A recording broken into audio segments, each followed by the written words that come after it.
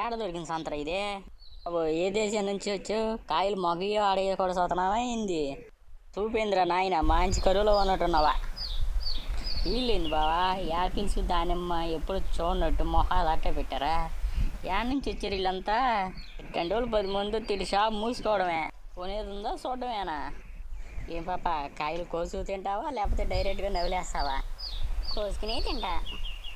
నీవు అలగం చూడండి అలా కనబడట్లేదు. నవ్వులు నవ్వులు పిండి పిప్పి చేసేటట్టున్నావు.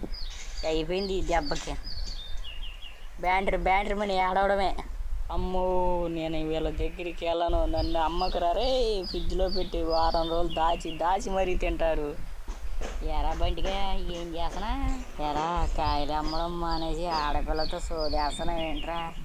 మీ నాన్నగా తెలిసిందనుకో, చెడ్డీలు పగిలేలా కొడతాడు. ఆడపిల్ల చూడడం చాలు రేట్ అమాంతం దిగిపోద్ది. 100 రూపాయలు కాస్త 50 రూపాయలు అయిపోద్ది. అమ్మ, ఏ గ్రహం మీద నుంచి వచ్చావు? మరీ అంత దారుణంగా చూస్తాను.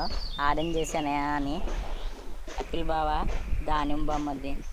ఈవిడేంటి అమాంతం మింగేసేదానిలా గుమ్మడికాయ బొమ్మరిది.